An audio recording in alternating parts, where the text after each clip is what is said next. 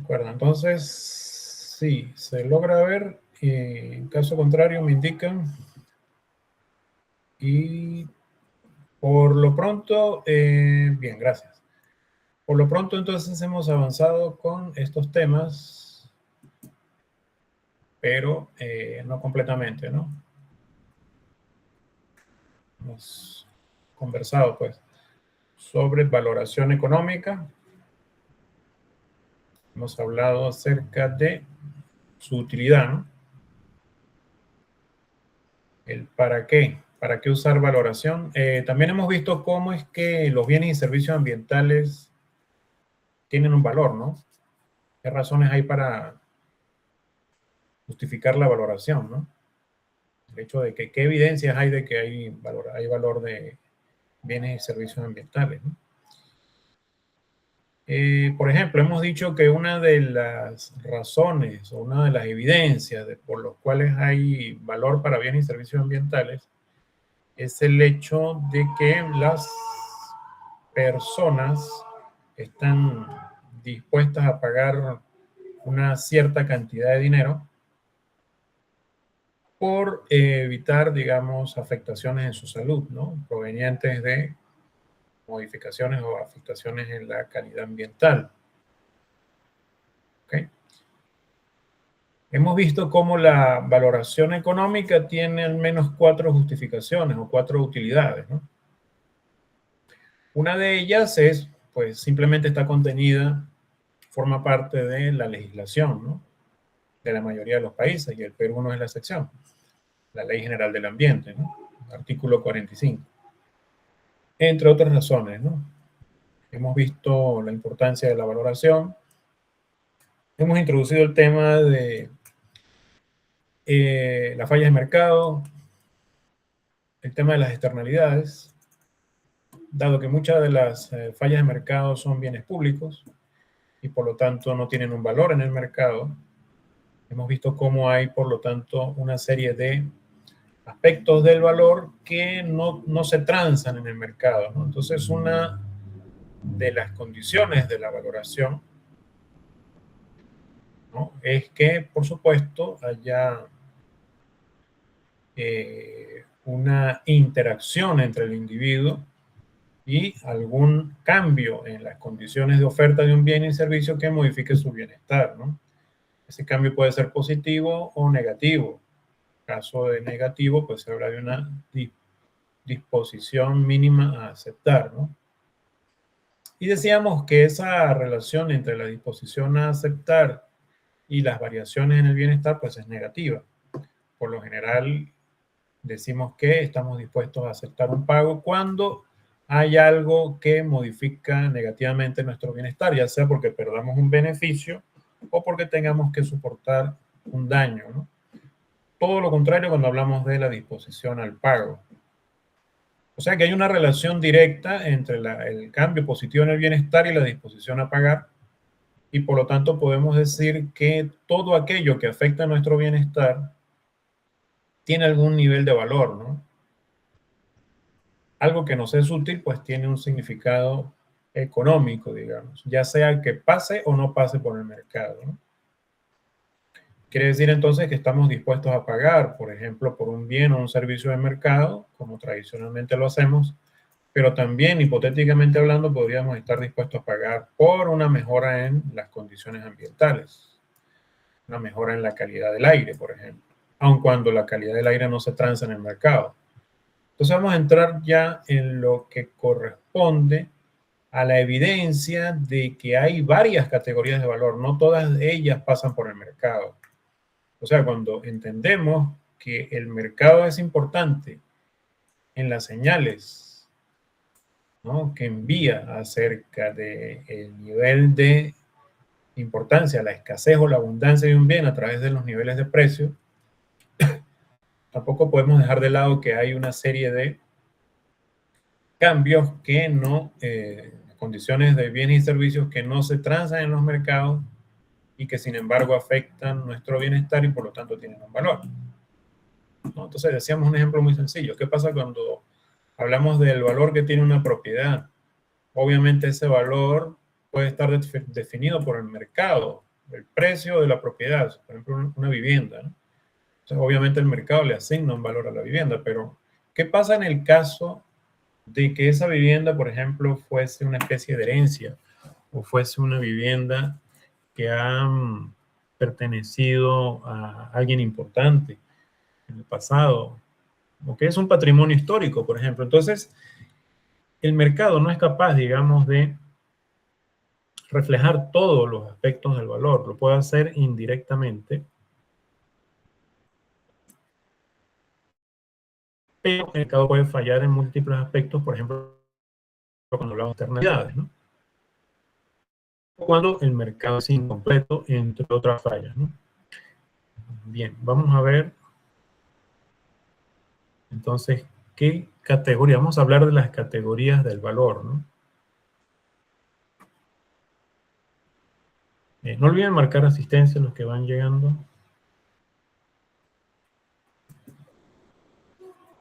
¿Vale? No olviden marcar su asistencia. Entonces, bueno, en resumen de eso hemos hablado, pero eso nos deja puertas abiertas entonces a la siguiente sección, las siguientes secciones, ¿no? ¿Cuáles son las categorías del valor?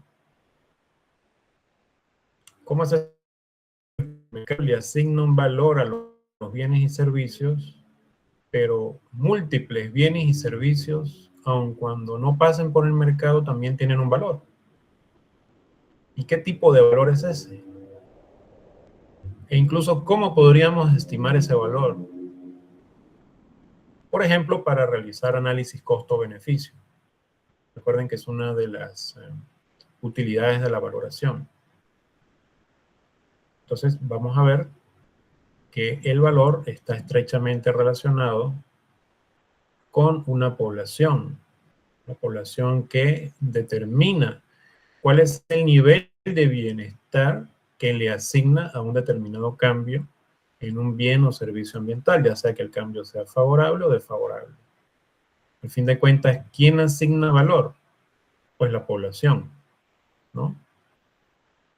No son las plantas, no son los animales, es la población, ¿no? Y generalmente la población afectada por los cambios en su propio bienestar, ¿no? No sé si alguien tiene alguna duda sobre estos temas, entonces voy a apagar la cámara para que no haya quizás algún rezago, ¿vale? Se ponga lenta la señal del internet o algo así. Si en algún momento se deja de escuchar o algo, me indican, ¿sí? Yo repito cualquier cosa. Bien, entonces no hay dudas, ¿no? Lo que hemos hablado. Vamos a avanzar entonces con las categorías de valor, ¿no?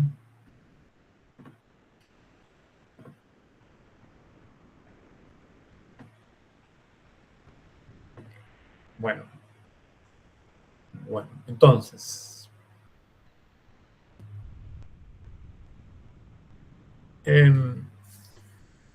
lo más sencillo es indicar que algunos bienes y algunos servicios tienen un valor de uso.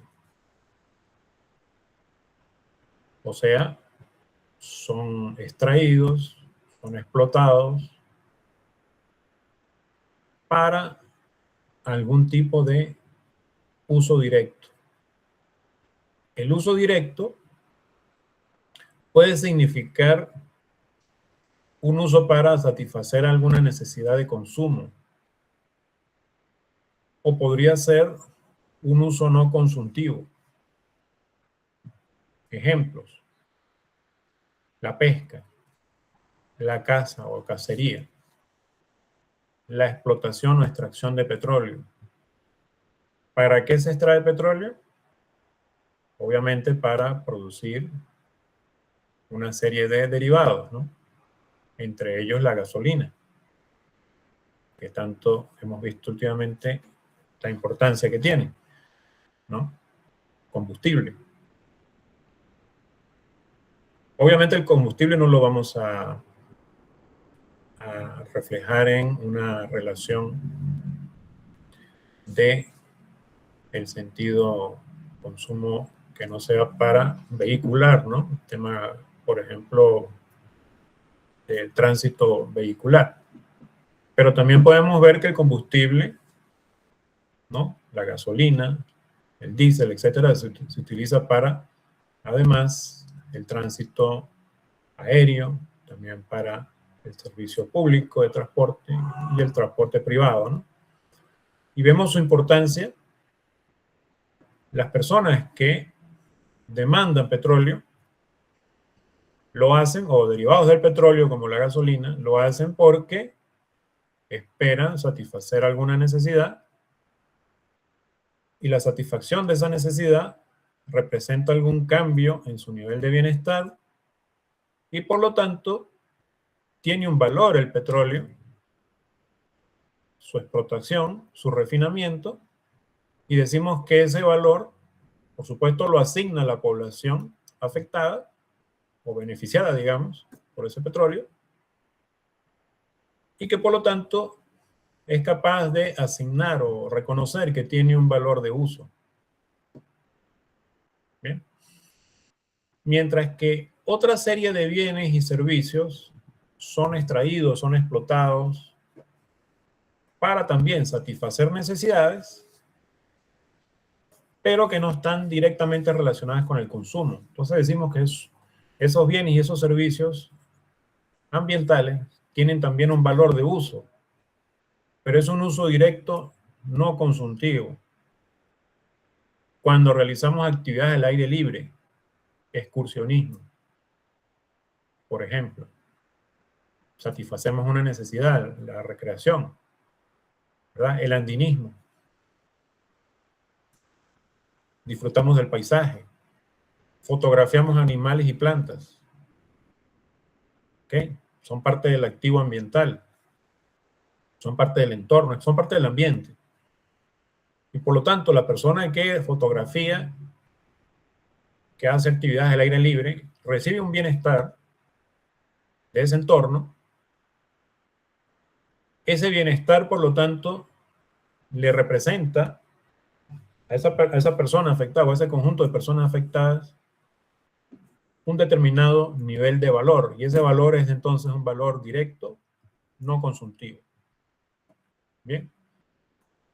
Por ejemplo, la persona que hace algún tipo de actividad al aire libre, pero no necesariamente recreativa, sino quizás investigación, también podría entrar en esta categoría. Valor de uso no consultivo. Necesitamos, por ejemplo, categorizar una serie de plantas o animales, los biólogos, por ejemplo. ¿Bien? Se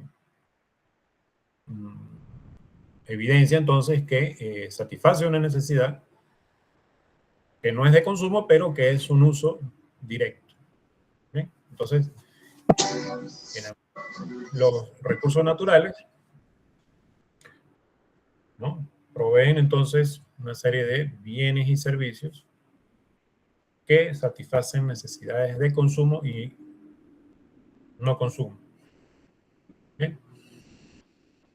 Por supuesto que pensando un poco más en otro terreno, vamos a decir, bueno, pero también provee una serie de servicios ambientales que facilitan, por ejemplo, la existencia, la vida humana y de otros seres vivos, ¿no? Por ejemplo, el medio ambiente sirve de entorno natural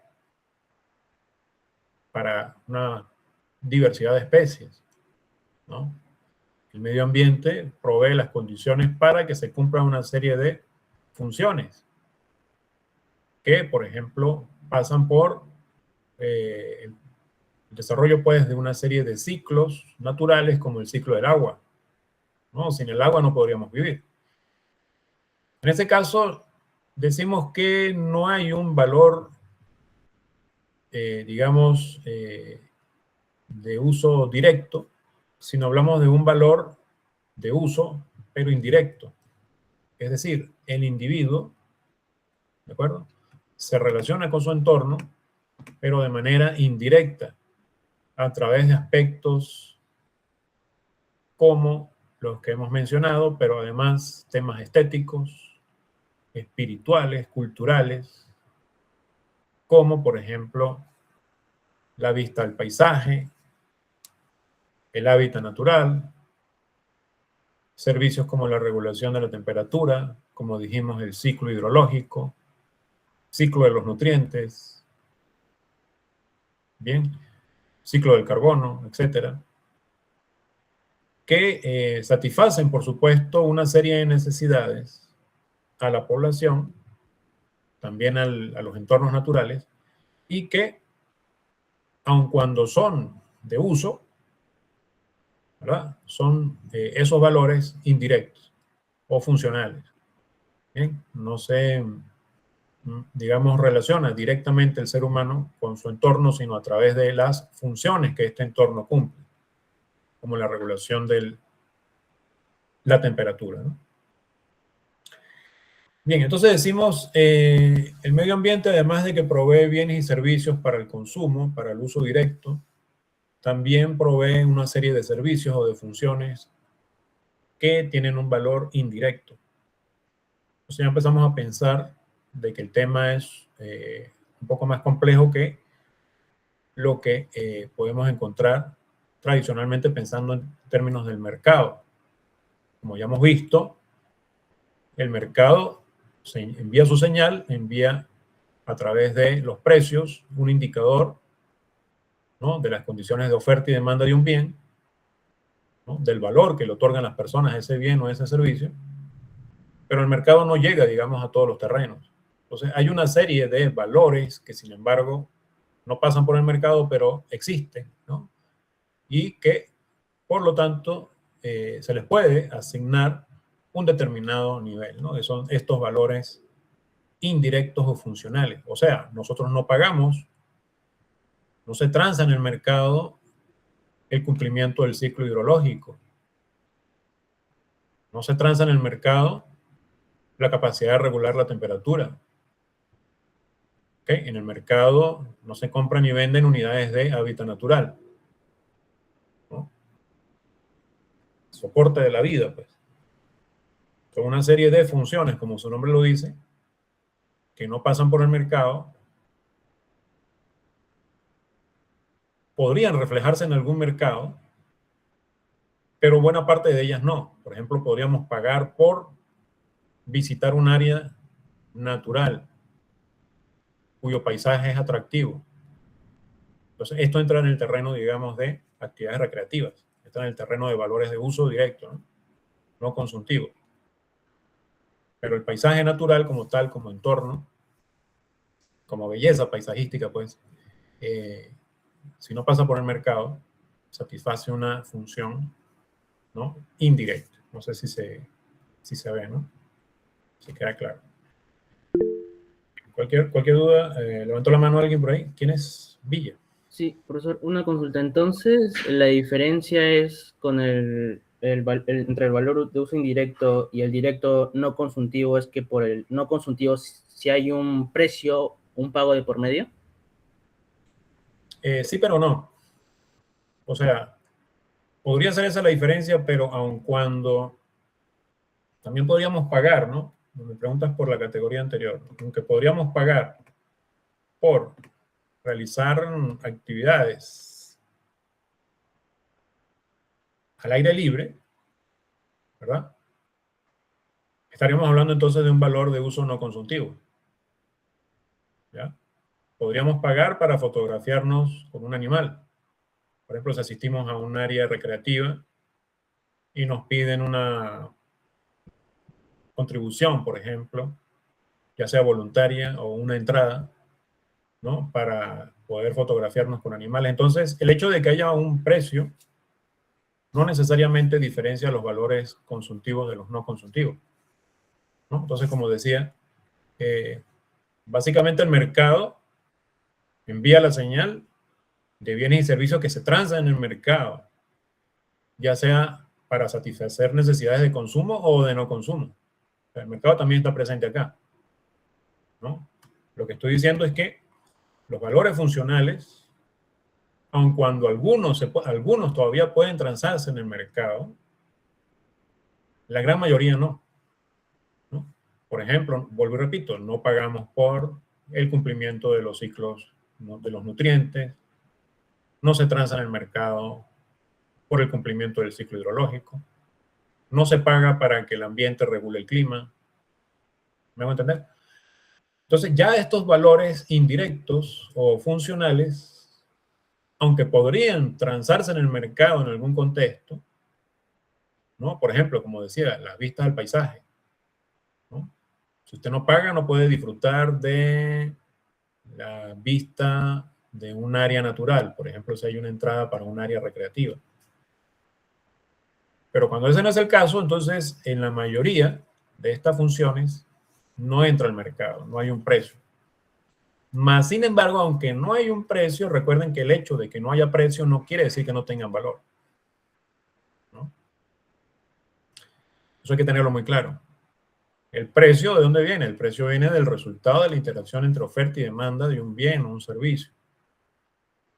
Y depende de las disposiciones a pagar, como hemos visto, o a aceptar en el caso de el oferente. Pero es que no hay, digamos, un mercado en todos los terrenos. Entonces, en esos casos donde el mercado no llega, ¿verdad?, no hay la señal, no hay un precio, más sin embargo, sí existe afectaciones, ya sea favorables o desfavorables en el bienestar, por el cumplimiento o por dejar de cumplir alguna de estas funciones, ¿no? Recuerden que los cambios pueden ser positivos o negativos, ¿no? No sé si me hago entender. Bien. Bueno, cualquier duda, repetimos, ¿no? Entonces, el valor de uso indirecto, por lo general, no tiene mercado y sin embargo existe, ¿no? Estos valores de uso, tanto directos como indirectos, como decíamos, lo manifiesta el individuo o la sociedad en su conjunto debido a su interacción o indirecta con esos bienes o servicios.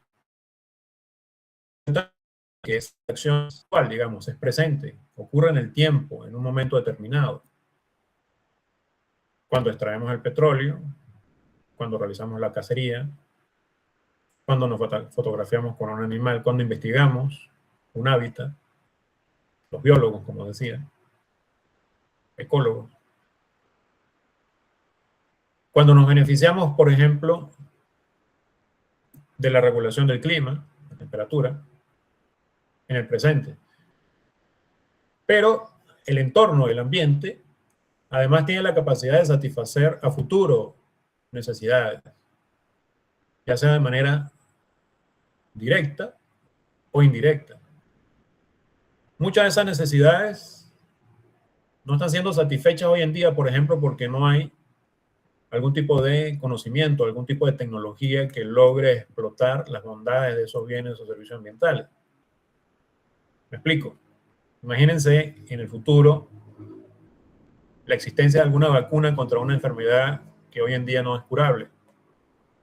Muchos de los componentes de los tratamientos médicos provienen del ambiente, ¿no? Provienen de las plantas, de los mismos animales. Son parte, digamos, de los componentes para la fabricación de vacunas, por ejemplo.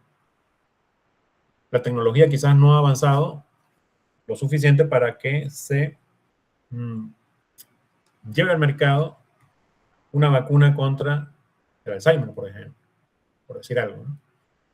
Parkinson. Hay todavía algunos acercamientos con el cáncer, pero todavía no se ha logrado, hasta que yo tenga conocimiento, ¿no? Sin embargo, se espera que a futuro, ¿no?, se puedan satisfacer esas necesidades gracias al avance tecnológico y por lo tanto se puede acceder a un valor de uso de esos bienes y servicios por el individuo, por nuestros descendientes o por otras personas indirectas para un individuo, y por lo tanto hablamos de un valor opción. O sea, son todas aquellas condiciones, ¿no?, aquellos bienes y servicios ambientales y sus condiciones que se espera puedan satisfacer necesidades, ya sea de manera directa o indirecta, en el futuro, gracias, por ejemplo, al avance quizás de la tecnología. Entonces decimos, el campo de la medicina es un ejemplo clásico de valores de uso, pero no excluye otros campos, por ejemplo, el aspecto recreativo, áreas naturales que puedan ser disfrutadas a futuro como entorno, como aspectos recreativos, sin que hoy en día exista esa disponibilidad. Por ejemplo, zonas turísticas que todavía no han sido descubiertas. ¿Okay? Machu Picchu es un entorno cultural, ¿no? Es un sitio arqueológico, cultural, pero que fue descubierto, ¿no? En un momento, y que por lo tanto representó en su momento un valor opción, porque no había, digamos, el conocimiento de su existencia. Obviamente, una vez que se descubre y que es utilizado, digámoslo así, para satisfacer esas necesidades de uso recreativo, entonces pasa a ser un valor de uso directo. Pero antes de su descubrimiento, Machu Picchu tenía un valor opción, digamos, no se conocía ni siquiera su existencia, su posibilidad de... Creo que con esto queda claro, ¿no? Entonces, así como hay entornos naturales que ofrecen belleza paisajística y atractivo recreativo, turístico, arqueológico, cultural, y también en el campo de la medicina, la farmacia, ¿no? La farmacología, como dije con el tema de la vacuna, las enfermedades, también podemos pensar en el valor que podrían obtener generaciones futuras por el uso, por la explotación de bienes y servicios, ya sea nuestros descendientes, directos o indirectamente, la sociedad, ¿no? Entonces decimos, el tiempo también es importante, pues cuando hablamos del tiempo presente, hablamos de valores de uso, directo o indirecto, ¿no? Valores de uso consultivo directo o no consultivo, también directo, o valores de uso indirecto o funcional en el presente. El individuo que se beneficia, como decíamos, de la regulación del clima. ¿Ok? Sin embargo, el entorno, el medio ambiente satisface o tiene la capacidad de satisfacer tanto necesidades de uso directo, consultivo, no consultivo, y también funcionales a futuro. Entonces hablamos de un valor opción. ¿Okay? El valor opción entonces son valores de uso directos o indirectos a futuro. ¿Ok? Y los ejemplos lo hemos visto, ¿no? La diversidad biológica, por ejemplo, es una fuente potencial de valores a futuro. Tiene un valor opción, ¿no? Por lo que hemos hablado. Entonces, la importancia de la diversidad biológica está en que su conservación es importante porque se entiende que es potencial de importancia para las generaciones futuras en la búsqueda de satisfacer necesidades tanto directas como indirectas en el futuro, ¿no? Tanto para nosotros como para terceras personas, ¿no? ¿Me explico? Bueno, entonces, fíjense que en realidad tenemos dos grandes categorías, ¿no? Los valores de uso, por eso lo colocamos aquí en negrita, los valores de uso directo, los valores de uso indirecto, los valores de uso a futuro, que llamemos valor opción, todos entran, digamos, dentro de una gran categoría. Todos son valores de uso. Dice que repito, valor de uso, valor de uso, valor de uso y valor de uso siempre, ya sea en el presente o en el futuro. Pero el entorno, el medio ambiente, también tiene la posibilidad de ofrecer una serie de valores que no se relacionen con el uso. Entonces hablamos de valores de no uso. Cuando satisfacemos necesidades de consumo o indirectas de este tipo, en el presente, o esperamos satisfacerlas a futuro, estamos hablando de necesidades, valga la redundancia, de consumo o de no consumo, como la selfie que nos tomamos con un animal, repito, ¿no? Como el terreno de la farmacia, de la farmacología, a futuro, para satisfacer un consumo de una vacuna, por ejemplo, nuestros descendientes. Pero siempre nos estamos refiriendo al uso. Usamos el entorno para extraer animales, para pescar, para extraer madera, para extraer petróleo. Utilizamos el entorno para fotografiarnos, para investigar. Son valores de uso. Utilizamos el entorno, su nombre lo dice, uso. Usamos el entorno indirectamente, no satisface necesidades culturales, funcionales, ¿ok? Cumple el ciclo hidrológico, sin el agua no existiríamos. Hay un uso indirecto.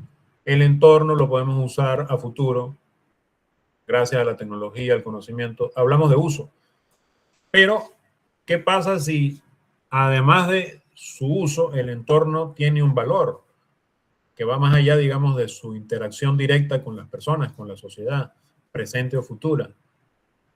Entonces hablamos de valores de no uso.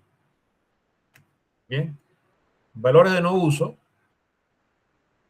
básicamente se dividen en dos grandes categorías. Lo llamamos valores de existencia y valores de legado. Cuando las personas tienen una disposición a pagar, ya saben ustedes porque le asignan un valor a algo, porque ese algo afecta su bienestar, lo hemos repetido varias veces.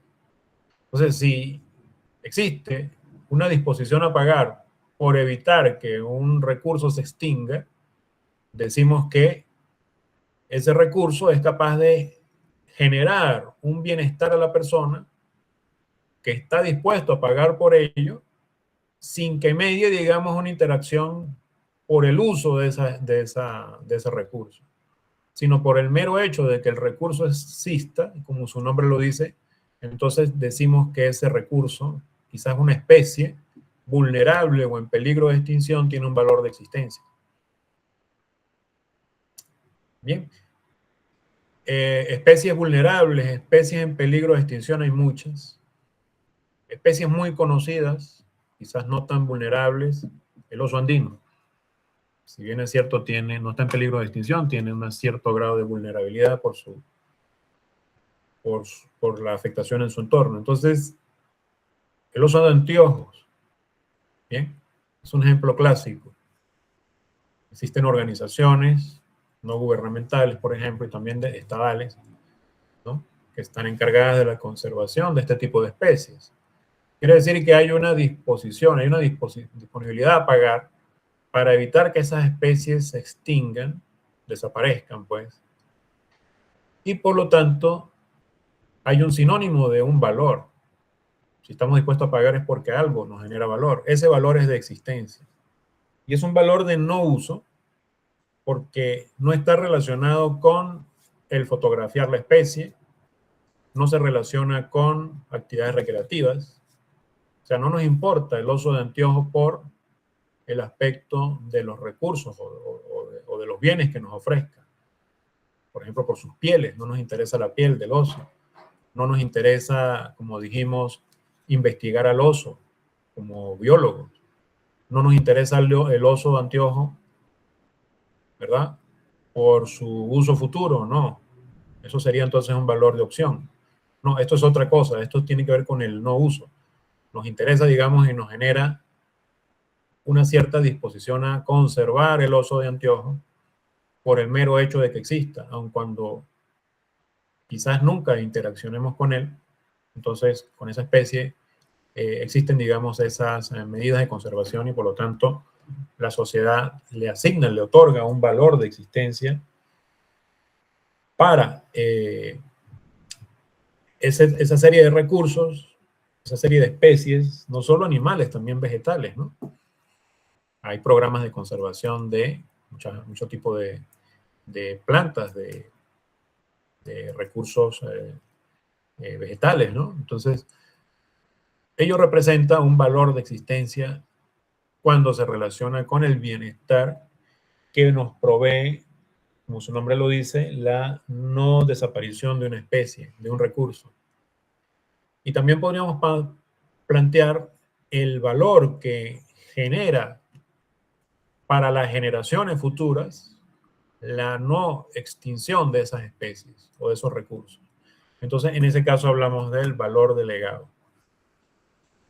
Bien, entonces hemos transitado por dos grandes bloques, digamos, dos grandes categorías del valor para el ambiente y los recursos naturales.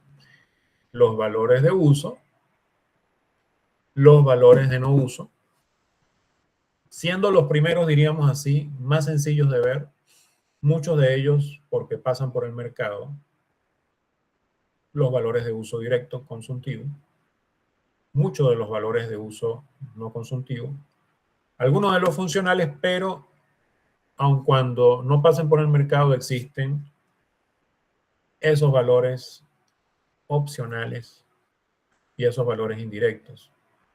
Un poco más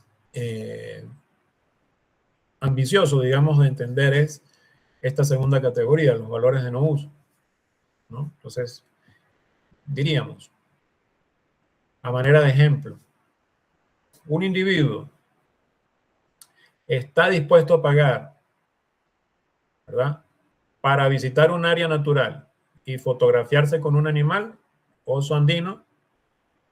¿Qué valor le asigna ese oso entonces? Si usted quiere pagar, si usted está dispuesto a pagar tantos dólares o soles para fotografiarse con el oso de anteojos que le permitan ingresar a un área natural, quizás de conservación, donde existe, digamos, algunos ejemplares del oso de anteojos que he nombrado, y a usted le piden, digamos, un pago, una entrada, para que le permitan, por supuesto, el acceso, valga la redundancia, y su objetivo es fotografiarse con el oso de anteojos, esto es un valor de uso no consultivo. Repito, valor de uso no consultivo. Ahora, si lo que usted está es dispuesto a pagar para que hayan programas de conservación del oso y el oso no se extinga, y usted no está pensando en ni siquiera fotografiarse con la especie, ni siquiera en visitarla, sino que el mero hecho de que su existencia se garantice le genera un valor. Ese valor entonces es de existencia. Entonces, el individuo que paga para la conservación de una especie vulnerable, en peligro de extinción, etcétera, por el mero hecho de que exista, su nombre lo dice, le está otorgando a esa especie un valor de existencia.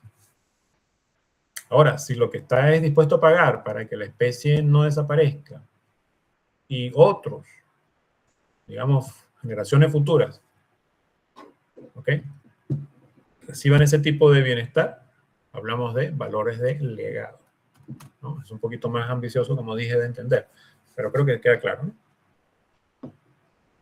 Bien.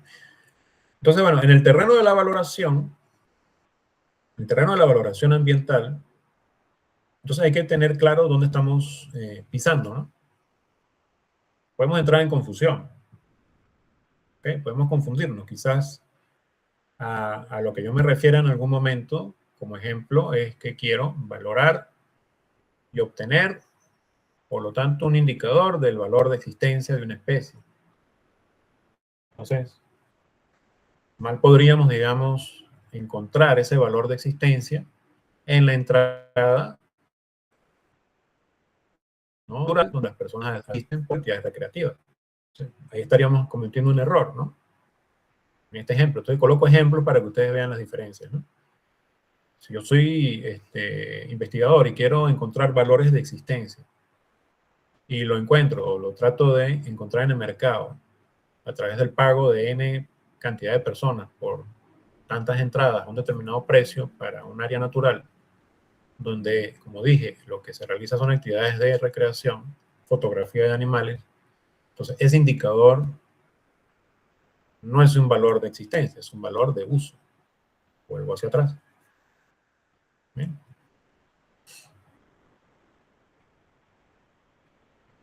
O viceversa, si yo quiero estimar el valor de uso de una especie y me voy y entrevisto a personas y le pregunto, ¿cuánto estaría usted dispuesto a pagar para evitar que la especie se extinga?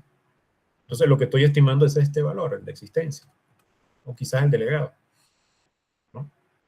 Y no tiene entonces vinculación con el valor de uso. No le estoy preguntando a las personas cuánto está dispuesto a pagar para fotografiarse con la especie, sino su mera existencia. ¿Me hago entender? Entonces, ojo las diferencias. Podríamos pensar que los que estamos estimando con valor de existencia y el valor delegado son valores de uso a futuro. O sea, ¿cuánto estamos dispuestos a pagar para evitar que el recurso o la especie se extinga de manera que satisfaga necesidades a futuro? Ese sería un valor de opción. Ojo, un valor opción. Entonces yo pregunto, ¿cuánto está usted dispuesto a pagar para que la especie no se extinga y satisfaga necesidades recreativas a futuro? Entonces eso no es un valor de existencia, ese es un valor de opción. Repito, el uso por el individuo a futuro. ¿Me hago entender? Entonces puede haber, digamos, confusión. Y hay que tener claro en qué terreno estamos trabajando. O viceversa, si yo quiero saber cuál es el valor opción de una especie y lo que pregunto es por la disposición a pagar por su conservación, por su mera preservación, ahí lo que estoy hallando no es este valor, sino el valor de existencia. Entonces, ojo con las diferencias entre valores de uso y valores de no uso, ¿no? Bueno, obviamente vamos a repetir N ejemplos. Vamos a hablar de muchos casos con múltiples estudios que se han realizado para ilustrar los diferentes tipos de valor, ¿no? Para tener bien claro, como decía, en qué terreno estamos trabajando. O quizás puede suceder que seamos ambiciosos y querramos estimar todas las categorías de valor, ¿no? Entonces, posiblemente, ¿no? Estamos haciendo una tesis o un proyecto o nos contraten en una consultoría donde queramos obtener no una, sino todas las categorías de valor de un entorno. Entonces, claro, sería ambicioso, pero digamos, no es descabellado tampoco, ¿no?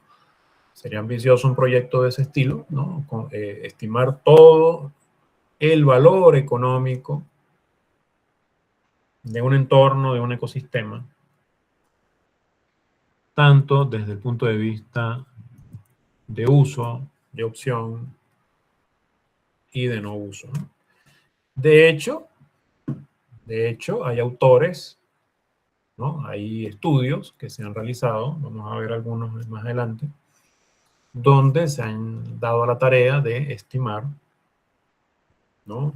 El valor económico total de los ecosistemas, ni siquiera de un área, ni siquiera de un país, sino todo el planeta, ¿no? Entonces, por ahí hay algunos estudios publicados, bueno, que algunos también han sido criticados fuertemente, pero que, bueno, por lo menos tienen un aporte, ¿no? Científico, donde se han realizado estimaciones, pues, del valor económico tanto de ecosistemas terrestres como marinos en todo el planeta, ¿no? Robert Costanza, uno de los autores, ¿no?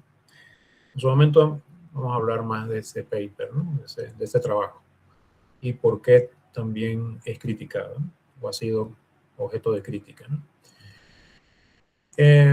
Bueno, entonces, como le decía, valoración da para trabajar con una o varias o todas las categorías del valor, dependiendo del interés del investigador, dependiendo del trabajo, digamos, que estemos haciendo, ya sea como estudiantes, consultores, autoridades o agencia gubernamental o asesora de nuestras autoridades. Bueno, no sé si hay alguna consulta.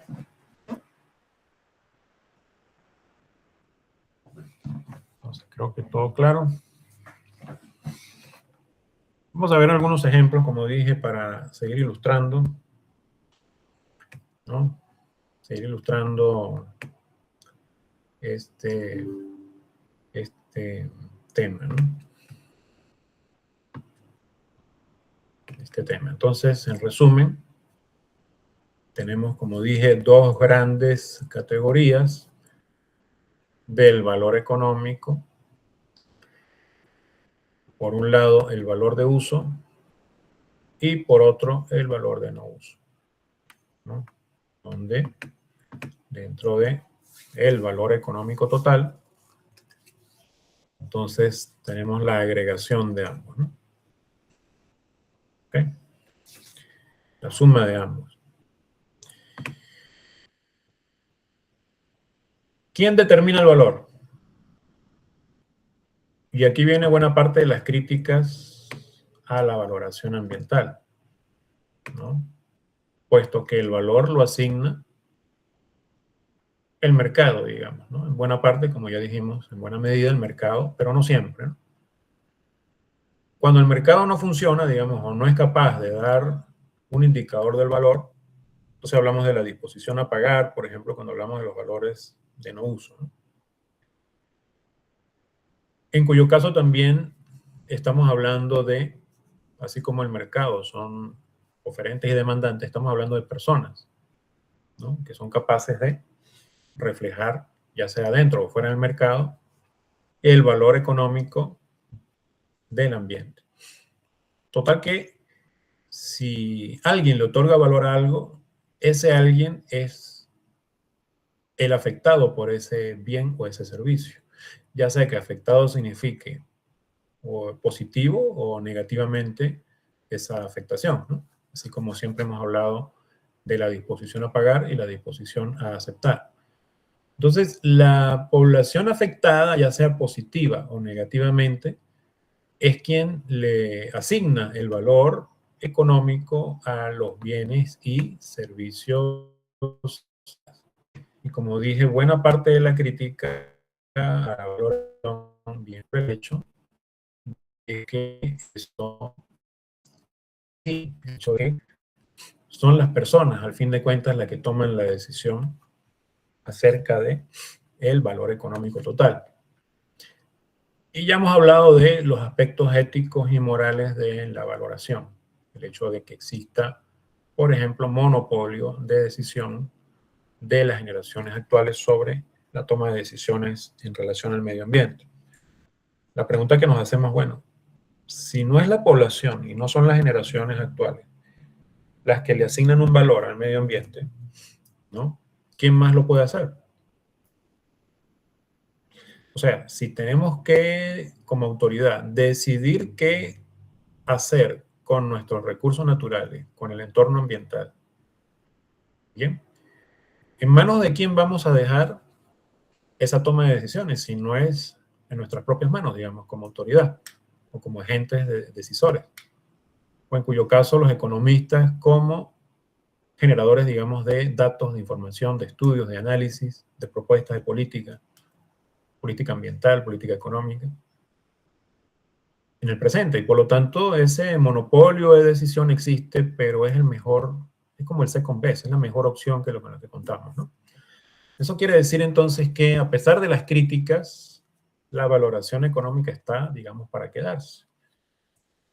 Porque el no hacer nada también puede ser contradictorio, o sea, puede ser contraproducente, quiero decir. Si no hacemos nada porque somos de la idea de que no podemos afectar a las generaciones futuras sin conocer sus puntos de vista, entonces podríamos dejar que el entorno natural se autorregule o sea autodestruido por las propias decisiones económicas que se toman en relación a ello. Entonces, sería contraproducente no valorar económicamente el ambiente en buena parte, ¿no? El hecho de que muchas de las políticas de la conservación ambiental existan quiere decir que hay preocupación sobre ello, ¿no? Y que a pesar de que existe ese terreno ético y moral en la valoración, es lo mejor con lo que contamos y seguramente también es mejor que no hacer nada, que no tomar decisiones en muchas de las circunstancias, ¿no? Bien, recuerden que el análisis costo-beneficio supone, ¿no?, que las decisiones que tomamos son las más adecuadas pensando en nuestros propios puntos de vista y asumiendo que es lo que también beneficiaría de mejor manera a las generaciones presentes, pero también futuras, ¿no? O sea, se asume que la toma de decisiones está, digamos, tomando ese terreno escabroso, digamos, ético y moral de la toma de las decisiones de la mejor manera posible. Entonces, la población afectada, ¿ok?, por un cambio en las condiciones de bienes y servicios ambientales es la que, al fin de cuentas, puede definir, puede determinar cuáles son los niveles del valor y cuáles son los tipos de valor que ofrece un determinado entorno, un determinado ecosistema. Ahora, ¿cuál es la población afectada? Es la primera pregunta que nos hacemos. Imagínense que hay un derrame petrolero. Bien. Caso de Ventanilla, año 2022, ¿no? Quien recuerda el derrame petrolero recuerda, por supuesto, la noticia, pero también recuerda, ¿ok?, la toma de decisiones, ¿no? ¿Qué era preferible? ¿No hacer nada o valorar el entorno? Obviamente el no hacer nada hubiera sido contraproducente. Las autoridades tomaron la decisión, quizás con un cierto margen de error, ¿no?, pero tomaron la mejor decisión con la información disponible acerca de las medidas de paliativas para ese efecto del derrame petrolero, ¿no?, del que estamos hablando, ¿no? Entonces, ¿a quién se buscó beneficiar? O quizás, más que beneficiar,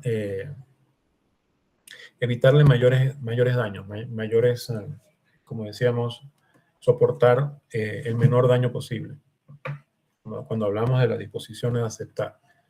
¿Quién, digamos, era la población más directamente afectada por ese derrame petrolero? ¿La población que reside en Lima o los habitantes de las costas de Ventanilla y áreas circunvecinas? Obviamente la población directamente afectada, ¿no?, son los pescadores o fueron los pescadores y, por supuesto, las personas que se dedican a la actividad turística, recreativa en el área directamente afectada. Digamos que hay un aspecto geográfico, ¿no? Hay una frontera geográfica en relación a la afectación de cualquier cambio en las condiciones de los bienes y servicios ambientales, ya sea para mejora o, como estamos diciendo, una desmejora, una afectación en las condiciones de la calidad ambiental, en este caso de las playas o del mar, ¿no? Entonces, en este caso, lo que estamos hablando es del tema geográfico, ¿no? La población geográficamente afectada es aquella que directamente es capaz, digamos, de señalar que su función de utilidad ha sido ya sea trastocada o beneficiada por los cambios en las condiciones de algún bien o servicio ambiental, ¿no? La población residente en una zona de este tipo, la población, al fin de cuentas, residente o que vive en las inmediaciones de un parque nacional, como el caso que ustedes están estudiando, los parques nacionales, la población afectada por las condiciones de la minería, ¿no? Geográficamente, entonces, está determinada por el entorno que directamente está siendo afectado, ¿no? Entonces, hay el tema geográfico en cuanto a la toma de decisiones, ¿no? Y por supuesto, la valoración está relacionada con el entorno, el entorno me refiero al área geográfica afectada y por lo tanto a la población que desde el punto de vista de la localidad pues se encuentra ya sea beneficiada o afectada por ese cambio ambiental, ¿no? Ahora, podemos pensar que geográficamente se puede identificar quiénes son las personas directamente afectadas por un cambio en un bien, un servicio ambiental, pero hay otro aspecto, y es el tiempo, ¿no? ¿Por cuánto tiempo la población se ve afectada positiva o negativamente por un cambio en los bienes y servicios ambientales? Entonces, de nuevo, el derrame petrolero, ¿no? Entonces, habría que pensar si ese derrame petrolero afectó a la población y a las vecinas, la afectación se ha extendido a lo largo del tiempo. Entonces, habría que ver si ese cambio, digamos, si esa contaminación, para hablar de afectación, nos referimos a la contaminación del mar, se logró superar totalmente después de 4 años o todavía hay, digamos, niveles de contaminación en las playas. Entonces, habría que pensar no solo en términos geográficos, sino también en términos espaciotemporales, pues, ¿no? El tiempo también es importante, puesto que ya hemos visto cómo los valores económicos que pretendemos estimar, ¿ok?, son fuente o son generados por una serie de fuentes del entorno natural que dependen también del aspecto temporal, porque si estamos hablando de valores de uso, también podemos estar hablando de valores opción, o podríamos estar hablando de valores de existencia, generaciones futuras, y valores legados, como decía. Entonces, para la toma de decisiones, en términos ambientales, se supone que cuando consideramos el aspecto temporal, como decíamos, la variable tiempo, suponemos que existe una serie de condiciones. En primer lugar, el altruismo es un requisito. Si estamos buscando el mayor beneficio, tanto para las generaciones presentes como futuras, aun cuando las generaciones futuras ni siquiera existan por su propia naturaleza, estamos suponiendo que en la toma de decisiones somos altruistas, es decir, somos solidarios, digamos, ¿no? Se supone que las autoridades encargadas de conservar los áreas naturales o el entorno ambiental como un todo, ¿no?, las organizaciones gubernamentales y no gubernamentales también, encargadas, por ejemplo, de la conservación de áreas naturales y de especies naturales, etcétera, ¿ok?, se asume que toman las mejores decisiones no solo para el presente, sino para el futuro. Y por lo tanto son o somos altruistas. Los seres humanos buscamos nuestro bienestar, pero también somos capaces de ser solidarios con nuestros descendientes, ¿no? Si no existiera ese altruismo, tampoco existieran los valores de no uso. O sea, no habría una disponibilidad a pagar por legar, por heredar, digamos, a las generaciones futuras especies vulnerables o en peligro de extinción. Dado que somos solidarios, dado que somos agentes económicos, pero que en nuestra función y utilidad somos capaces de velar por nuestro propio bienestar, pero también por el de nuestros pares, entonces el altruismo forma parte, digamos, de nuestra función de utilidad social, digamos, y por lo tanto es un requisito, ¿no? Más, sin embargo, se pueden presentar contradicciones o contraposiciones a esa situación. Podemos ser altruistas, pero presentarse lo que conocemos como paradojas. Es decir, aun siendo solidarios, se presentan situaciones que se denominan como la paradoja del aislamiento, cuando los individuos, a pesar de ser altruistas, a pesar de querer la mejor decisión para las generaciones presentes y futuras, no es capaz, digamos, de tomar esas decisiones porque no existen los mecanismos para ello. Es decir, el mercado o las autoridades no han logrado traducir en hechos concretos las decisiones que beneficien tanto al individuo en el presente como el futuro. Aun cuando, digamos, exista preocupación por el entorno, por ejemplo, como vemos acá, En cuanto a los bosques, sabemos que son de importancia para la conservación, que son parte clave en la regulación del clima, que son parte clave en la mitigación de la existencia de gases de efecto invernadero como el dióxido de carbono, en la acumulación del dióxido de carbono para prevenir efectos como el cambio climático, o para mitigar, mejor dicho, el efecto del cambio climático. A pesar, digamos, de esa información, de esa importancia que tienen los bosques para la población, para los países, para la sociedad en su conjunto, muchas de las decisiones que se toman por parte de las autoridades dejan de lado, digamos, medidas de política efectivas para lograr esa conservación. Y ocurre, como vemos acá, y ha sido diagnosticado por una serie de estudios, que aun cuando exista, digamos, parte de la claridad en cuanto a la importancia que tienen esos entornos naturales, en cuanto a los objetivos de la neutralidad del carbono, países como Finlandia no han logrado traducir, ¿no?, en mecanismos concretos, en política económica y ambiental, decisiones para fomentar ese mayor secuestro y almacenamiento de esos gases de efecto invernadero por sus propias tierras forestales, como ha sido diagnosticado por una serie de autores como los que estamos citando acá, ¿no?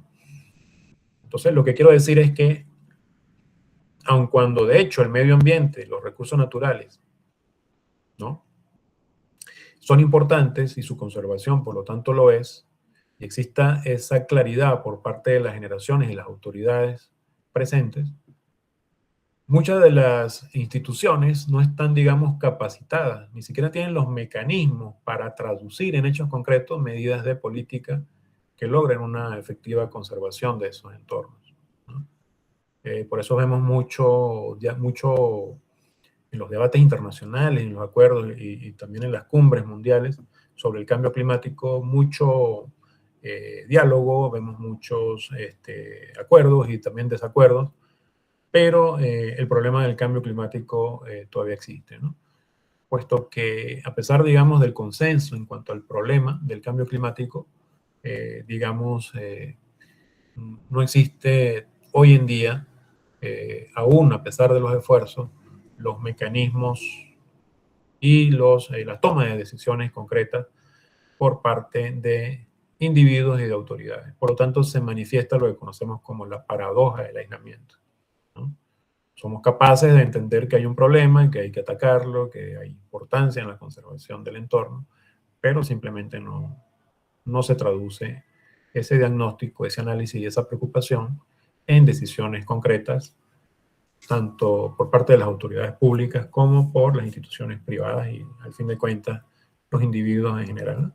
Entonces, bueno, esa realidad de un país cualquiera, como lo que estamos citando acá, la podemos entender como la realidad de múltiples países, ¿no?, donde con excepciones, ¿no?, existen, digamos, mecanismos efectivos de conservación, ¿no?, donde no se manifieste esa paradoja. Entonces, la valoración, digamos, transita por, como decíamos, diagnosticar a qué tipo de valor nos estamos refiriendo, valga la redundancia. Si queremos valorar, primero que tenemos que hacer es identificar qué es lo que estamos valorando, ¿no?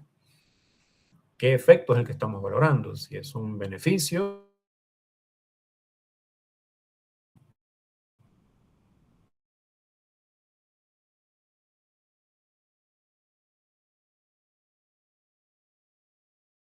puede pagar, o la disposición a pueden transarse en el mercado, y hablamos de valores de uso.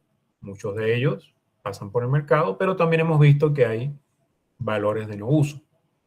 La conservación ambiental es un ejemplo de ello, y la preservación de especies vulnerables y en peligro de extinción son también parte importante del manifiesto, digamos, del valor económico total.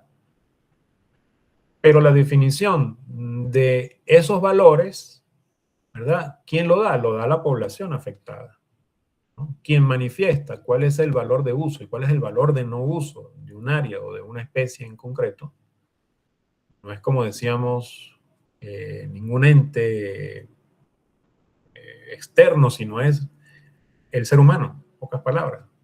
El ser humano que es capaz de diagnosticar quiénes son los afectados geográfica y temporalmente por esos cambios, por esas modificaciones y esas diferentes variaciones en los valores, y entendiendo que existen posibilidad de que se presenten resultados contraproducentes cuando, a pesar de esa valoración que se realice, no hay, digamos, manera de traducir esos valores en medidas efectivas de política ambiental.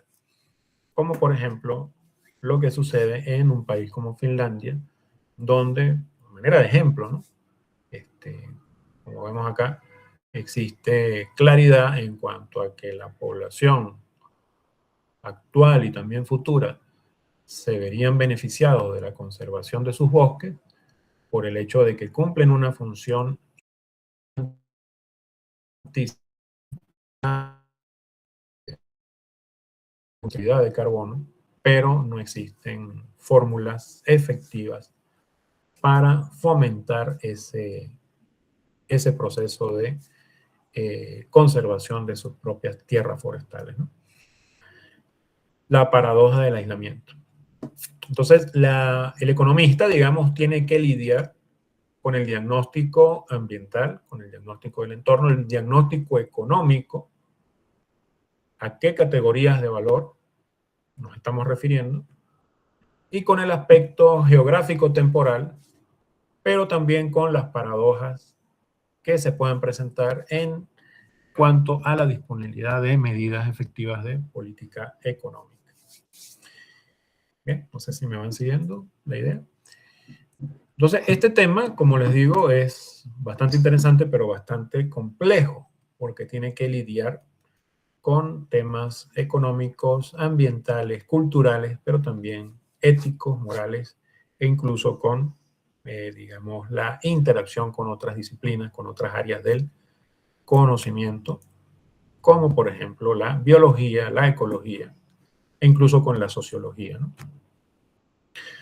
Puesto que estamos hablando de decisiones de las generaciones presentes y el monopolio en cuanto a la toma de decisiones. Entonces ya hemos dicho repetidamente que el economista ambiental tiene que tener meridianamente claro cómo, a pesar pues de ese aspecto ético y moral de la toma de decisiones, en buena parte el no hacer nada no supera, digamos, el análisis costo-beneficio. Es preferible tomar una decisión de conservación con la información disponible que no hacer nada y permitir que algún entorno natural, por ejemplo, se vea afectado por minería ilegal, por ejemplo. Entonces es preferible actuar que dejar hacer, ¿no? Aquí entramos entonces en el terreno de cómo vamos a medir, cómo vamos a estimar ese nivel de bienestar. ¿Okay? Ya tenemos claro entonces de que la valoración del medio ambiente, ¿no? Es un tema amplio, complejo, que tiene que ver con, por supuesto, la economía, y que la economía identifica entonces una serie de medidas o categorías del valor que pueden ser estimadas para calcular, para a su vez medir el nivel de bienestar de la población por los cambios en un determinado bien o servicio ambiental, ¿no? Entonces, ¿cómo medimos el bienestar de un individuo? Pregunta que nos hacemos acá. ¿Cómo sabemos qué tan bien o qué tan mal puede estar un individuo o la sociedad en general cuando hay un aumento en el precio o escasez en el gas natural de vehicular, GNV? ¿Qué está pasando hoy en día con el tema del suministro del combustible? Bueno, todos sabemos que hay un asunto tanto internacional con el tema de la distribución de gas licuado, etcétera, pero que también ha ocurrido, digamos, un incidente en cuanto a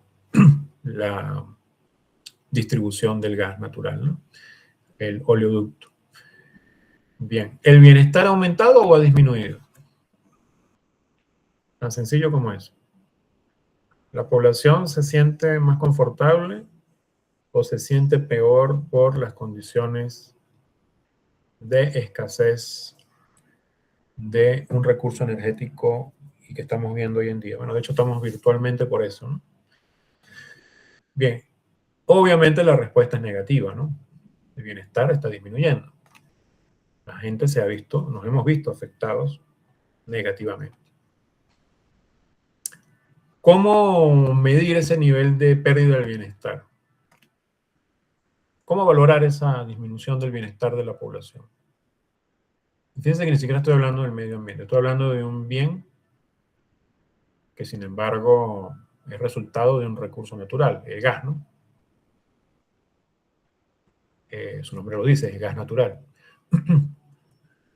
Sin embargo, ha sido la gasolina refinada, digamos, ha sido producido. En todo caso, es un ejemplo de un bien que ofrece, ¿no?, una serie de productos que ofrecen o que tienen un valor en el mercado, ¿no?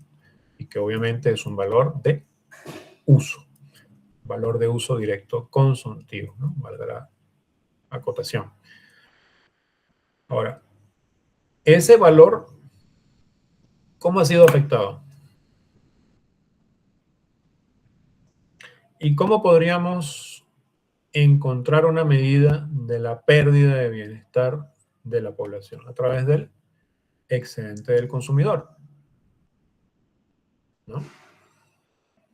El excedente del consumidor, ya todos sabemos, es un indicador que nos mide el nivel de bienestar de los individuos cuando adquieren cierta cantidad de bienes o servicios en el mercado y que está representado gráficamente por una cierta área sobre la curva de la demanda, ¿no? Pero existen otras medidas de bienestar como la variación compensada o variación compensatoria y la variación equivalente, además del excedente compensatorio y el excedente equivalente. O sea que el excedente del consumidor y su contraparte, que es el excedente del productor, no son las únicas medidas de bienestar que vamos a estudiar, ¿no? Existen otra serie de categorías adicionales. Y vamos a ver en qué momento y qué diferencias hay respecto a cada una de ellas, ¿no? Lo más sencillo para nosotros es el excedente del consumidor, ¿no? Por regla general, el excedente del consumidor, que vamos a llamar EC, ¿no? Como dice acá, por general será la diferencia entre la disposición a pagar bruta o total por una determinada cantidad de un bien, que será entonces el gasto que realiza el consumidor más el excedente del consumidor. ¿Ok? Es decir, para un determinado bien existe, como sabemos, una cierta curva de la demanda, ¿no?, donde, siendo Q asterisco, ¿no?, la cantidad adquirida del bien a un determinado precio, vamos a denominarlo P asterisco, la disponibilidad a pagar bruta será igual al gasto del consumidor, que es igual al área 1, especie de rectángulo que hay acá, o cuadrado que se forma entre precio por cantidad, el gasto del consumidor, más el excedente del consumidor, es decir, ese. O sea, la disponibilidad a pagar bruta será el excedente del consumidor más el área 1, que es un indicador del beneficio total que recibe un individuo por adquirir Q asterisco unidades del bien en el mercado a un determinado precio P asterisco. Digamos, un precio de equilibrio, ¿no? Entonces podríamos decir que esta es una especie de fotografía, ¿vale? Cuando el individuo adquiere un bien en el mercado, ya sabemos que está pagando un precio que está por debajo de la disponibilidad a pagar que lo da la curva de la demanda y que por lo tanto genera este excedente del consumidor para cada unidad consumida, ¿no? Hasta llegar al monto del equilibrio Q asterisco. Bien, esto es economía general para nosotros. Esto es básico. Y también economía del bienestar. Seguramente estoy haciendo una especie de recordatorio, repaso, ¿no?, del tema. Bien. Lo importante acá es lo siguiente. El excedente del consumidor, como dije, visto así, es una especie de fotografía o imagen de la realidad actual. Pero la realidad cambia. Y lo que está sucediendo acá en el país es un reflejo de ello. Los precios pueden aumentar, como hemos visto, ¿no? Hemos visto cómo ha aumentado el precio del licuado del petróleo, cómo aumentó el precio de la gasolina. Pero también puede suceder lo contrario. Puede ser que los precios disminuyan, ¿no? Si los precios disminuyen, entonces el consumidor va a estar mejor. ¿Por qué? Porque obviamente va a pagar menos. En este caso vamos a decir que paga P doble asterisco. Y que por lo tanto su condición de equilibrio está dado por Q doble asterisco. Donde por lo tanto el cambio en el excedente del consumidor está dado por la suma de las áreas 1 y 2. O sea que el bienestar del consumidor se incrementa conforme los precios cambian a su favor, vale decir, disminuyen, ¿no? ¿Qué pasaría si los precios aumentan?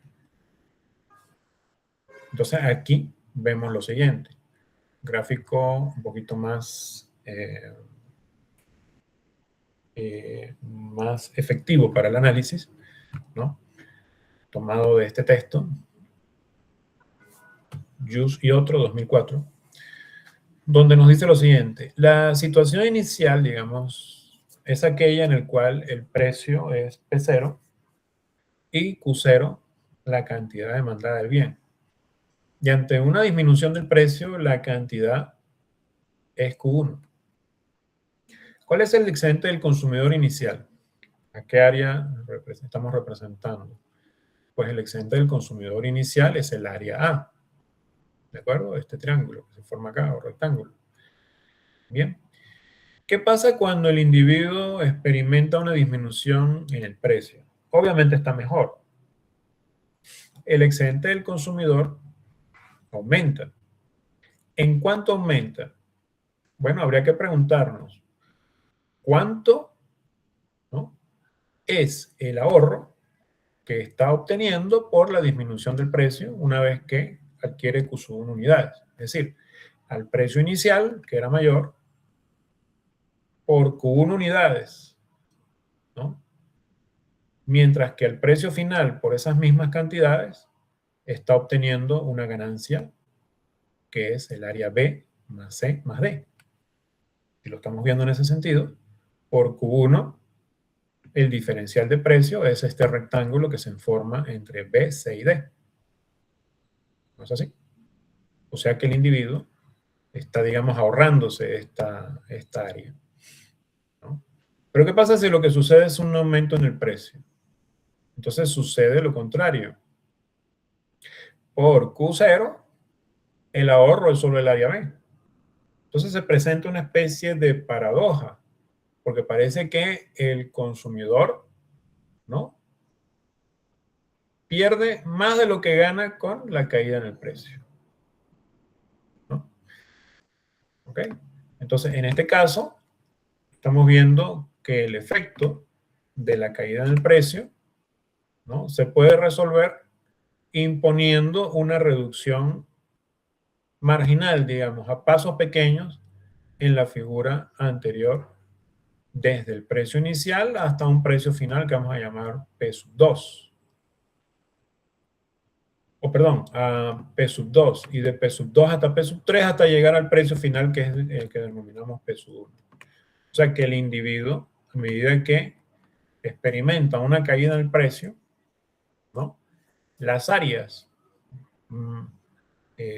resaltadas acá por debajo de la curva de demanda se asemejan a lo que tanto ganaría como perdería con un aumento o una disminución en el precio.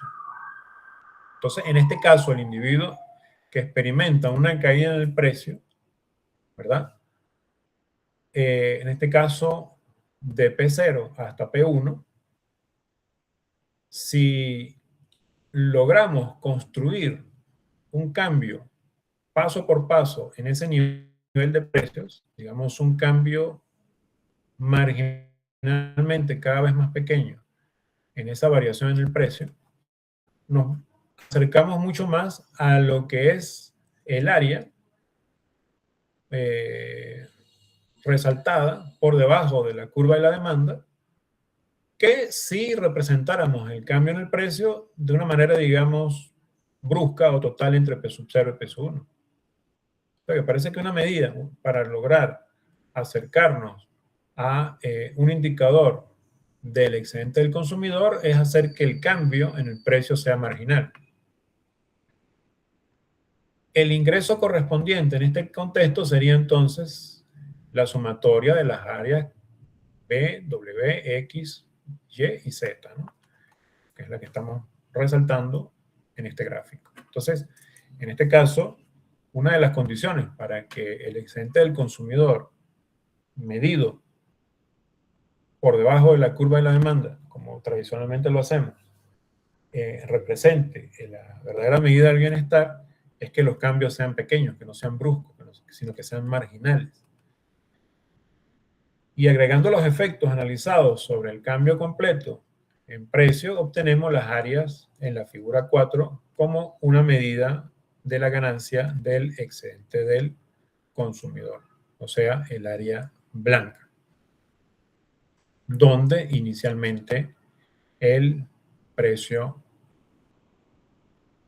lograba era un precio de exclusión, haciendo que la cantidad demandada del individuo fuese cero, y a medida que el precio va disminuyendo, la cantidad demandada del bien aumenta, en este caso, hasta Q0, ¿no?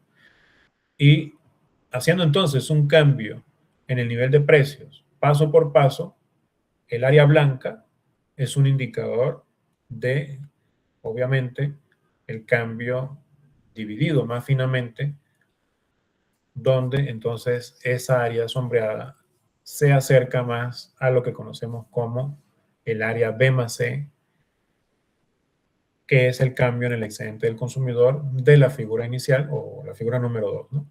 O sea, cuando hablábamos de el área B más C por debajo de la curva de la demanda. Entonces, cuando tratamos con el excedente del consumidor, el resultado, ¿no?, se asemeja a esa área siempre y cuando los cambios, ¿no?, en los precios se dividan más finamente. Los cambios no sean bruscos, no sean cambios importantes, sino sean cambios más bien marginales. Y el área B más C, entonces se refiere al cambio en el excedente del consumidor asociado con la curva de la demanda. Es decir, el excedente del consumidor asociado con una curva de demanda que se define como el área por debajo de la curva y sobre la línea de precios. O sea, el concepto tradicional del excedente del consumidor que nosotros normalmente utilizamos. Entonces, esos cambios en el excedente del consumidor marginalmente, ¿no? Además, como decía Dupuis en el año 1844, el excedente del consumidor es el precio asociado con cualquier cantidad en la curva de la demanda del consumidor, el cual es el máximo precio que el consumidor está dispuesto a pagar por la última unidad consumida. Total que el concepto del excedente del consumidor fue introducido por este autor a finales o mediados del siglo XIX, ¿no? Mediados del siglo XIX. Jules Dupuis. ¿Okay? El dinero, o también se puede entender como el dinero que se ahorra el consumidor por estar dispuesto a pagar un nivel superior al nivel de precio y que se refleja por los cambios relativos en el nivel de utilidad, como indican Jules y otros en el año 2004, ¿no?, que es el texto que estamos usando de base para esta sección, ¿no? Entonces, en el capítulo correspondiente, que es el capítulo 3 de este libro, se hace un análisis mucho más profundo de lo que es el concepto del excedente del consumidor. Entonces vemos que va mucho más allá de estar representado solo por el área bajo la curva de la demanda y sobre el nivel de precio, como tradicionalmente lo hemos entendido. Condición para que esa área represente el excedente del consumidor, como dijimos, que el cambio en el nivel de precio sea un cambio marginal y no un cambio importante, ¿no? Para investigar esas justificaciones y resultados controversiales acerca del excedente del consumidor, bueno, les sugiero que lean el texto completo y, como dice el mismo autor, se debe proveer una definición formal para el caso más general de un cambio en múltiples precios cuando el consumidor adquiere bienes en muchos mercados. Ahora, pensemos lo siguiente. ¿Qué ha sucedido en el contexto actual referente a la crisis, digamos, energética que estamos observando?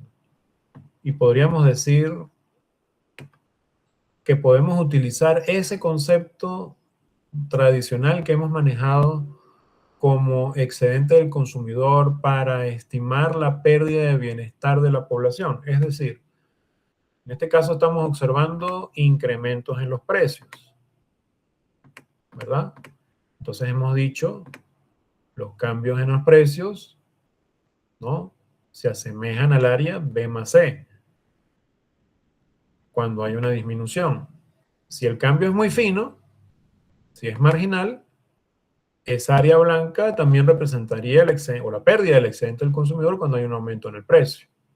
Valga decir, nos vamos a la figura más sencilla, a la figura número 2, ¿no? Entonces, B más C también se acercaría a la pérdida de bienestar cuando el precio inicial es P1 y el precio final es P0. ¿Me hago entender? Entonces, suponga que esta es la curva de demanda ¿cómo se llama? Del GNB, ¿no? ¿Qué ha pasado con los precios? ¿Han disminuido? No, los precios han aumentado, ¿no? Entonces, este cambio, este reflejo en los precios de un bien particular,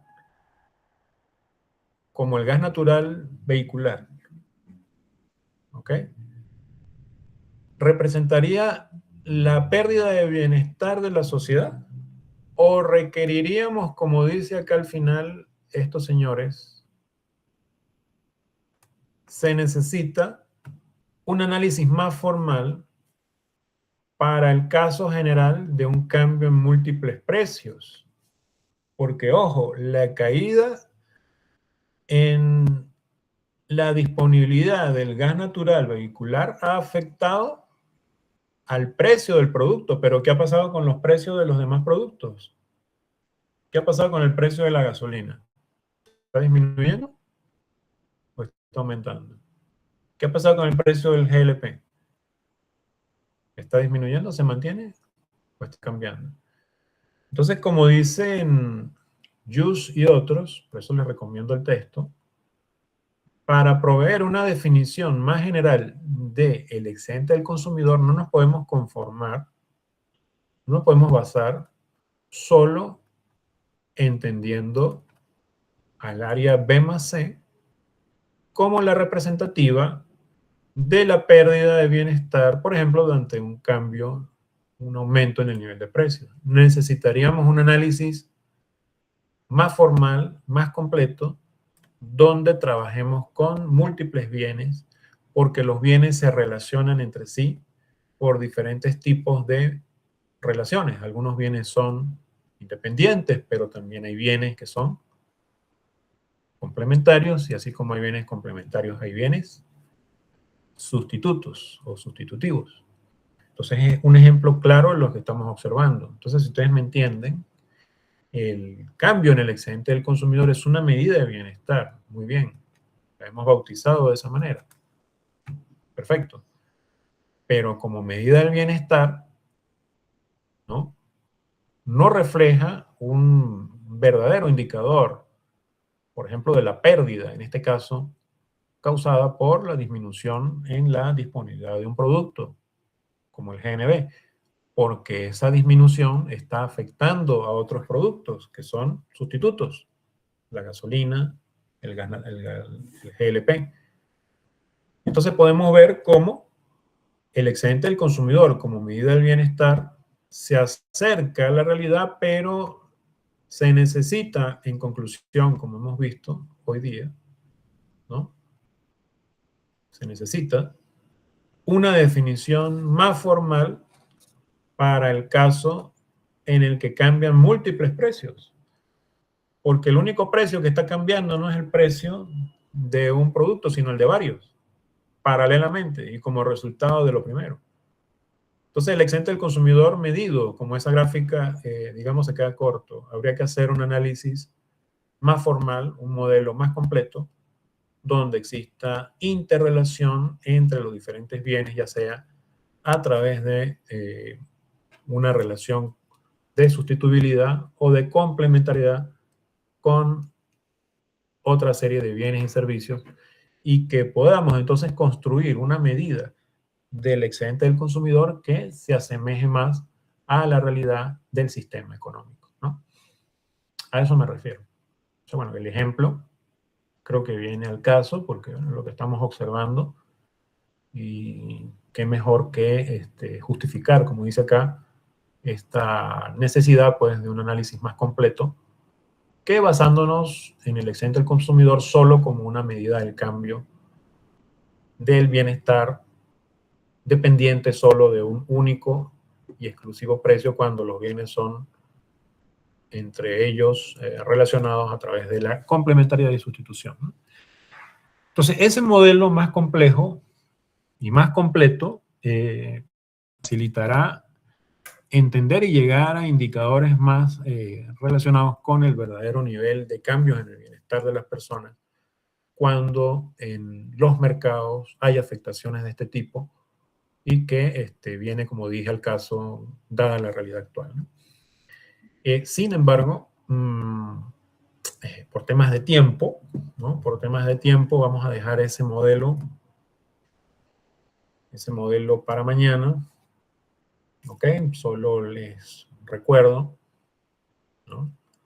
De manera introductoria, que entonces lo que estamos introduciendo, valga la redundancia, es un problema de maximización de la utilidad, donde la utilidad del individuo no depende de un bien X exclusivamente, sino que depende de un vector de bienes, donde dentro de ese vector tendremos bienes como X1, como X2, hasta un bien N.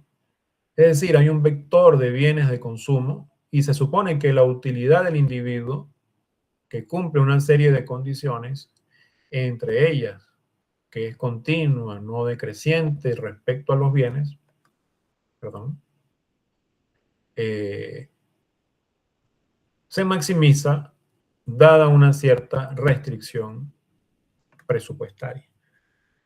Y como medida entonces del bienestar, el excedente del consumidor se estima entonces y se calcula una función de demanda para cada uno de esos bienes que vamos a llamar como demandas ordinarias o demandas marshallianas, ¿no? Para poder entonces hallar una medida del cambio del excedente del consumidor o excedente del consumidor marshalliano, aun cuando en realidad no fue Marshall quien introdujo el concepto, sino Jules Dupois, como vimos en su momento por allá en el año 1844. Entre paréntesis, ¿no? El tema histórico del concepto del excedente del consumidor, bueno, se le atribuye a Marshall, pero en realidad fue Dupuis quien, en primer lugar, plantea este concepto del excedente del consumidor, ¿no?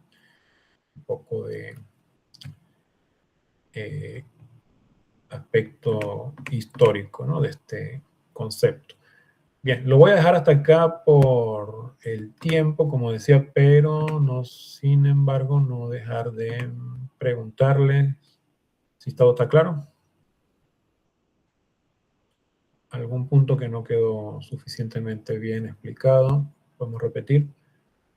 O lo dejamos pendiente para mañana. Si hay alguna duda, mañana la aclaramos, pero sería bueno saberlo, ¿no? Bien, entonces todos firmaron su asistencia, ¿no? Todos tienen ya su grupo de trabajo. Si es así, me indican. Y bien, entonces estamos todos presentes, listo. Entonces, nos veremos mañana y esto, igual, les envío el enlace un momento antes, ¿no? Media hora antes, algo así. Bien, bien, gracias, cuídense. Hasta luego, profesor. Bien, chao, cuídense. Hasta luego. Hasta luego, profesor.